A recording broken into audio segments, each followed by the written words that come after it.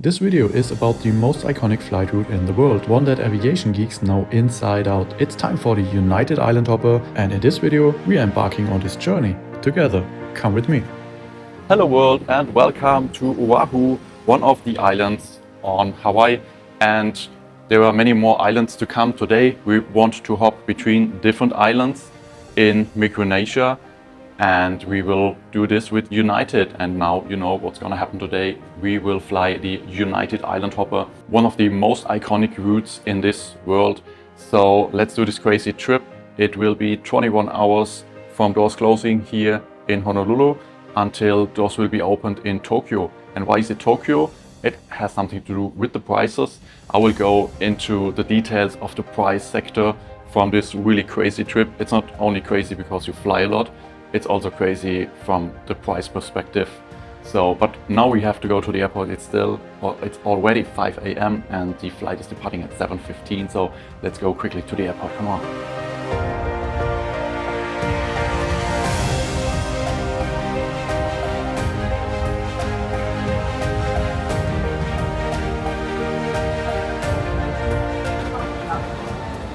Are you just screenshotting? So they weren't able to put on my onboard itinerary from Japan. So now the 90 minutes time frame is over. Flight is closed for check-in, so they have to reopen it. And yeah, I could have uploaded it online, but there's no possibility to do so. Still 40 minutes until boarding, but now they're getting really hectic. They don't get me into the system. Don't know what the problem is exactly, but they going to get nervous a little bit. Should I be nervous or worried? It happens to me very rarely, but at this point even I became nervous. I was traveling half around the world, from Europe all the way to Hawaii, only to take the Island Hopper. Will I make the flight today? Still half an hour before boarding. I was here an hour 45 minutes before departure, and they say I was too late. Now they want to rebook me on a direct flight to Guam with the connection to Tokyo Haneda, where my final destination is supposed to be.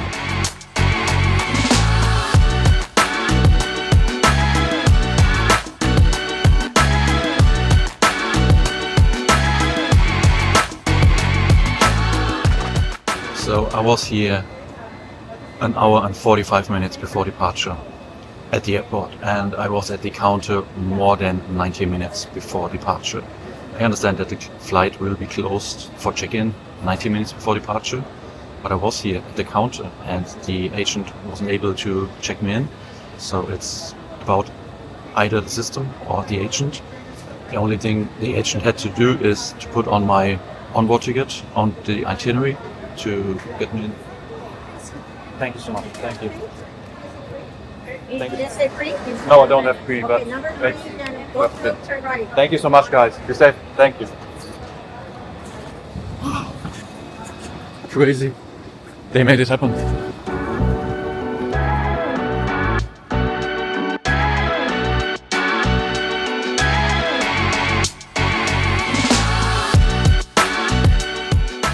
There is no priority lane, only one security lane open for all the departing passengers on this morning. Here we go, the 737 for the Island Hopper today. ETOPS certificated, of course. How cool is an open airport like this? That's cool, isn't it? All is well that ends well. I made it to the gate just in time for boarding.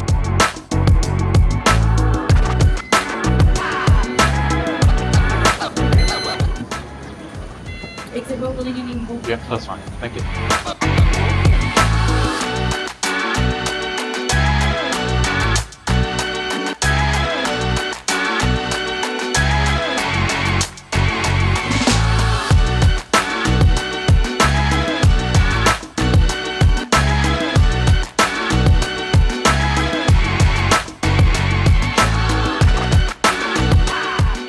Unfortunately, with this damaged window you can't really see out very well, nor you can really film outside very well. If necessary, oxygen.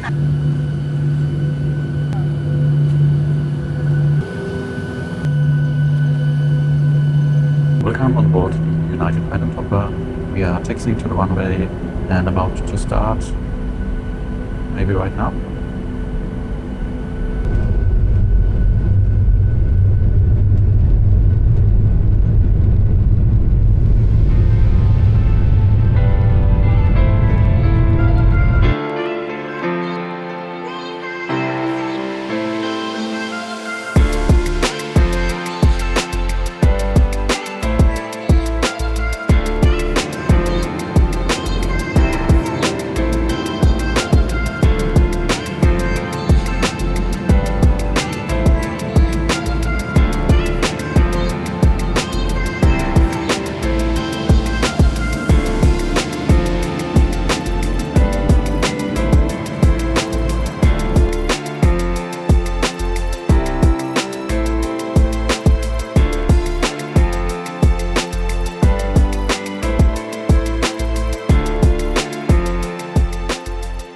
Have you ever wondered what the international dateline actually looks like?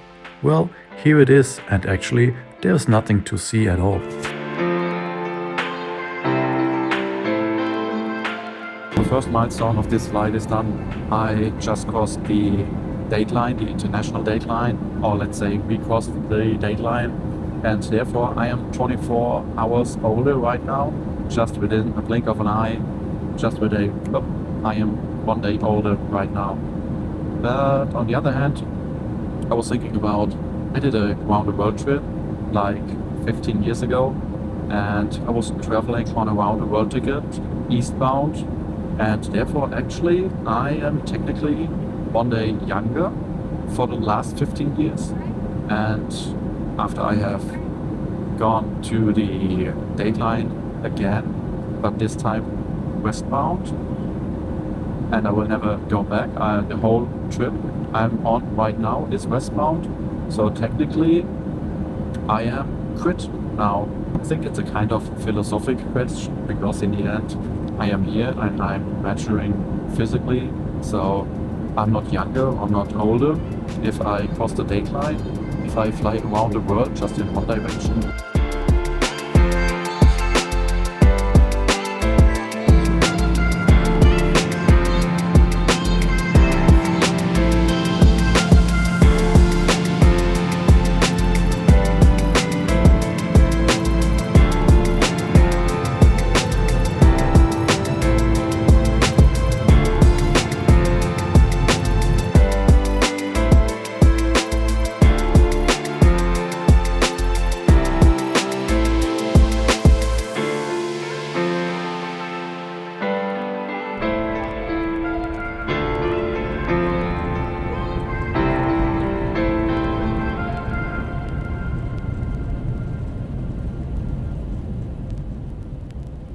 Welcome to the Marshall Islands. Welcome to Majuro.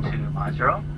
Where the local time is approximately 10:45 p.m. Sunday, April 26th. We'll be dancing for a few more minutes, so if you do ask that you remain seated with your seatbelts fastened until we are back to the gate and the captain has turned out the fasten seatbelt sign.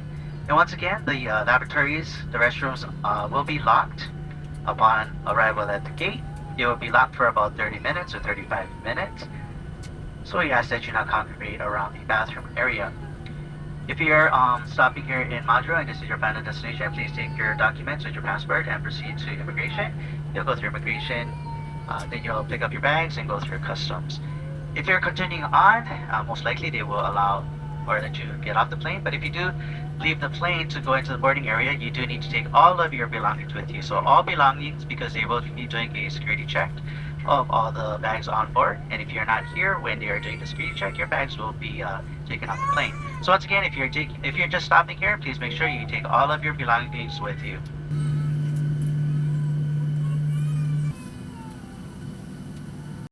Welcome to Majuro, welcome to the Marshall Islands.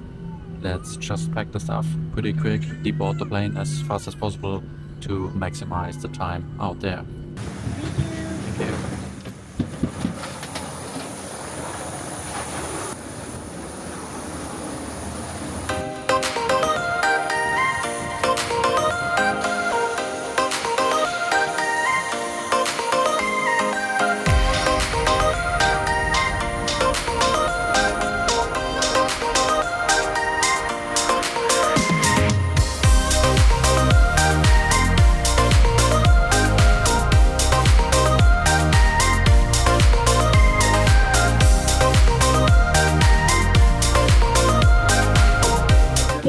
for passenger line. It's an adventure.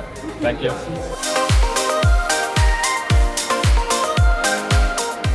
First stop at Majuro is done. Now it's time to board the flight again.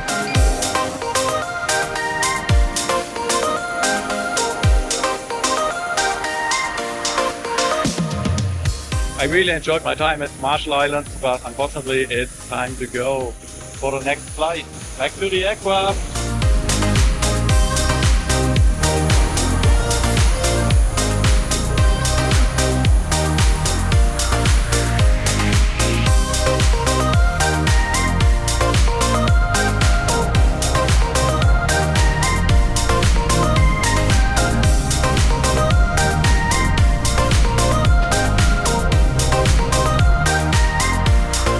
Welcome to the second flight of the day, the flight to Phonphei. Yeah, that's really hard to pronounce. And luckily I was upgraded to United's first class on this leg.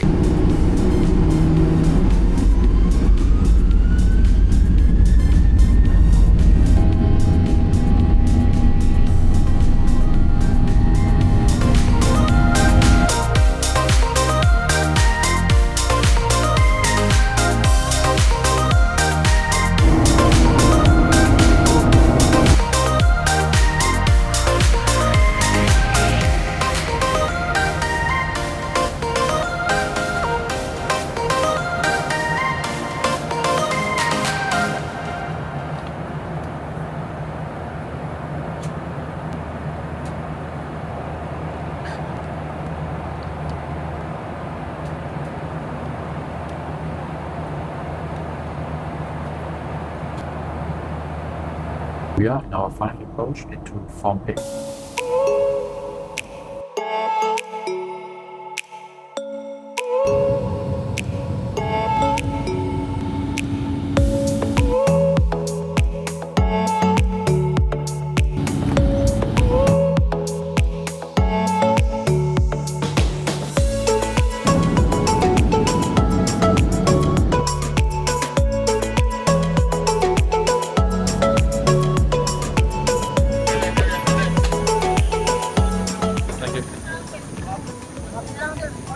Pretty nice, they're offering an umbrella service. That's really cool.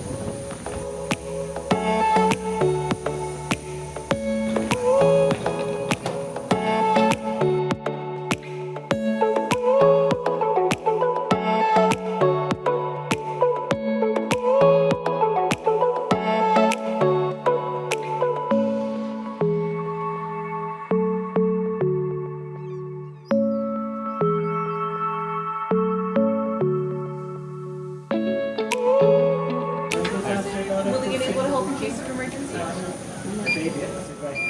a wonderful flight. Thank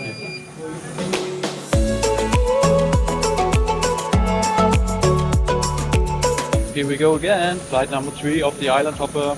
Bye bye, little island. So let's leave Phonphei and head out to Chuuk, just an hour hopper to the next island.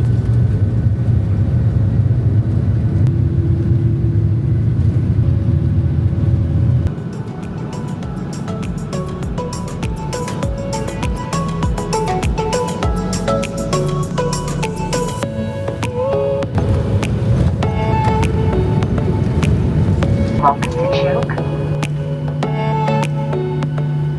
That was a really short 1 hour hop onto the next island of Chuuk.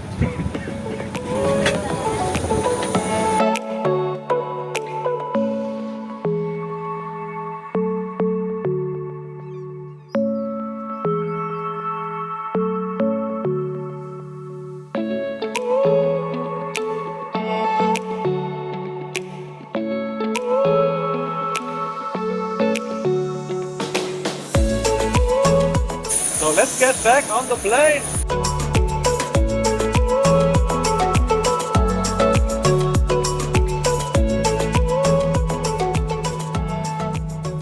Alright, so that's the last leg to Guam.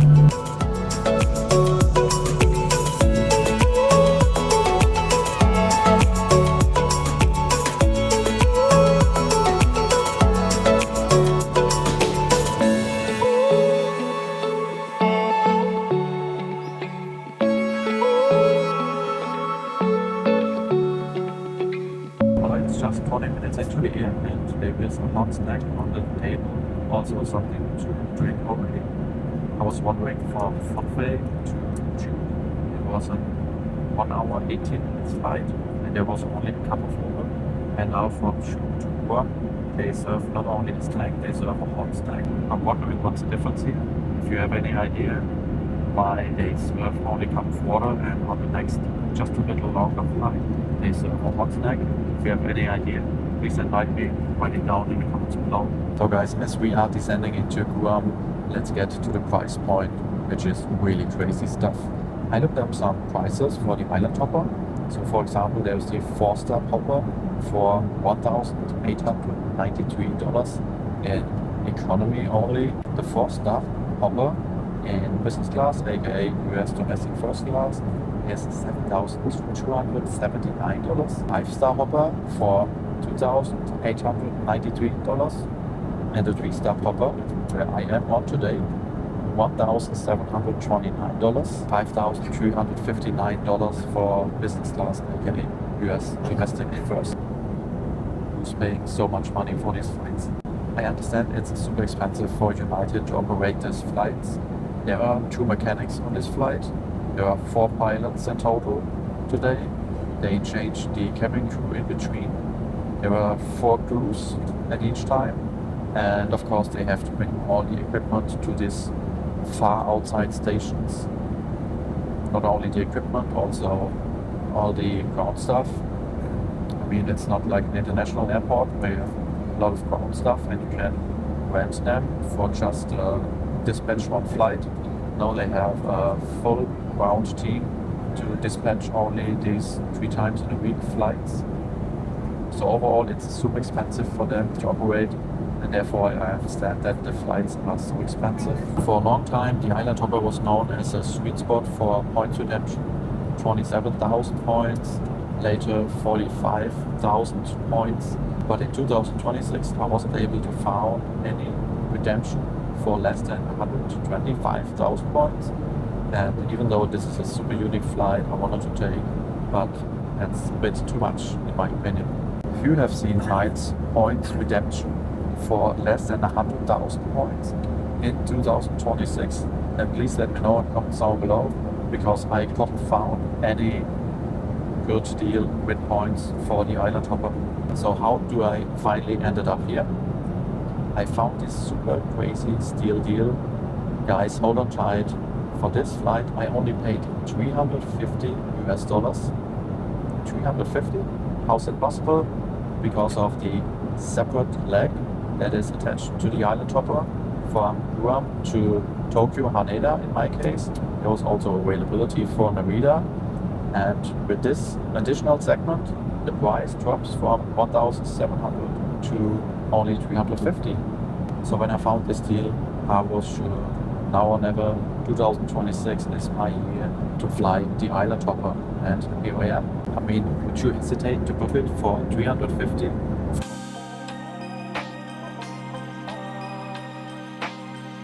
Welcome to another outlying territory, one that is not part of the United States, nonetheless falls virtually under its administration, much like Puerto Rico, where I was recently, what you can see in another video I have linked up here. You're welcome. Thank you, have a wonderful day.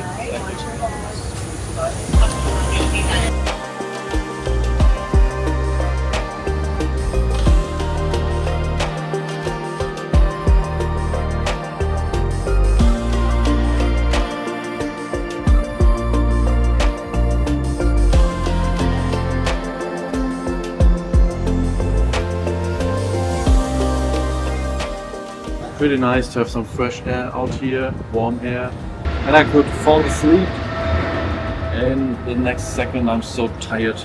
Outside here it's nice, there is sun, it is warm, there is a nice level of humidity.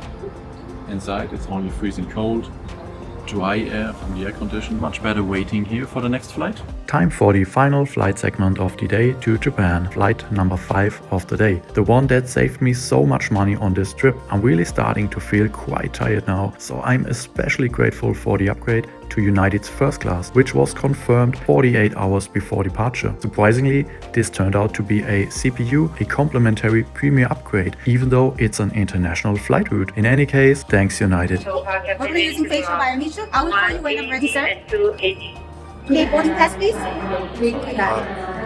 So your seat number.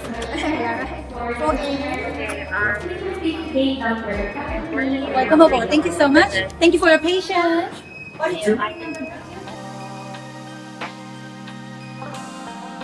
So boarding the fifth and last flight of the day. Second time in my life that I have 5 flights in one day, and I can tell you it's super exhausting. Hello. Thank you.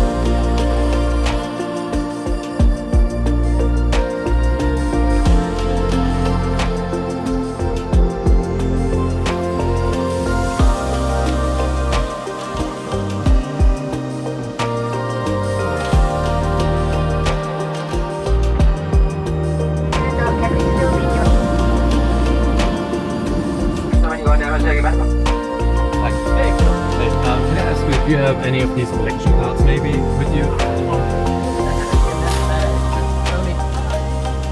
If not, it's okay. Usually, We'll just ask.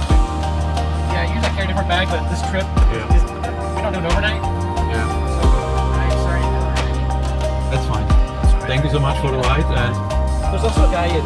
yeah, I just asked him You said- here as well. Okay, yeah, sorry about that. No worries. All right. There will be a next flight. Yeah, yes. Thank you so much, guys. Have a good Have a good night. night. Thank you. Bye. 5 flights in one day. It's super exciting, but also super exhausting.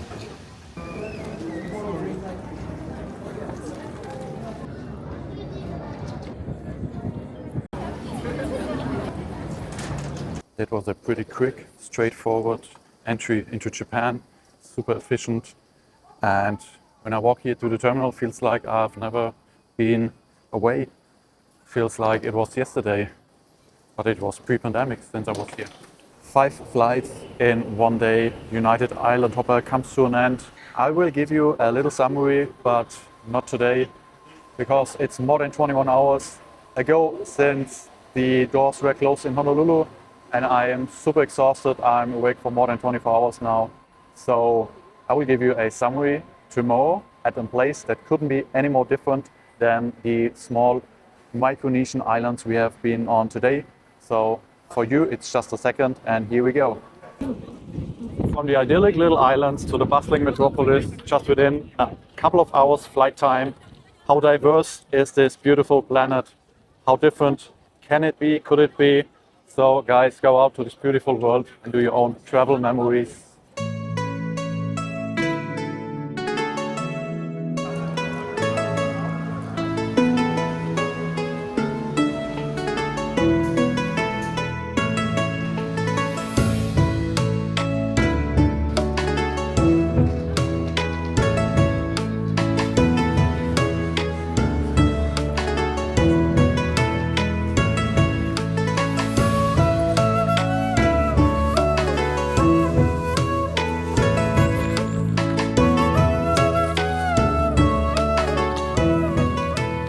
But even here inside the big city of Tokyo, one of the largest cities in the world, you can find some nice, quiet, peaceful spots like the Imperial Garden here close to the Meiji Shrine. So yeah, what are my thoughts on the Island Hopper? I enjoyed my time on the Island Hopper. It was a nice experience to have 5 flights in a day, even it is pretty exhausting. But in the end, great experience. I can only recommend you guys to do the Island Hopper. It's a super unique thing, whether it's the 3, 4 or 5 stop. And I also would recommend to have some days in between. Maybe you can find a routing that will allow you to spend a couple of days on one of the islands or maybe on different islands. So make a real island hopping and stay some days between the hoppings. Yeah, that is something I really want to do in the future. So I think I will do the island hopper again, and maybe next time the 5-stop hopper. And I can only highly recommend you guys to do so as well. Go for it and do the island hopper. It's a once in a lifetime experience. But to be honestly, for me, I want to have it as a 2 times in a life experience. I want to do the island hopper again. Next time I want to do the 5 times hopper, but this is a super expensive thing and I don't know if I can find a bargain like I had on this itinerary again.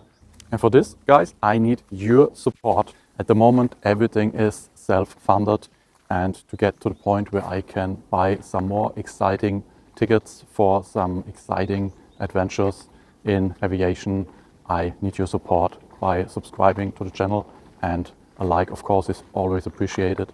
So if you support me, it's free for you, but it will help to grow for the future. So I hope the second year of this channel will be as successful as the first year was so far. I'm excited to do this journey with you guys. Until the next video, always remember, we all live under the same exact horizon. So always be nice to each other. Goodbye, world.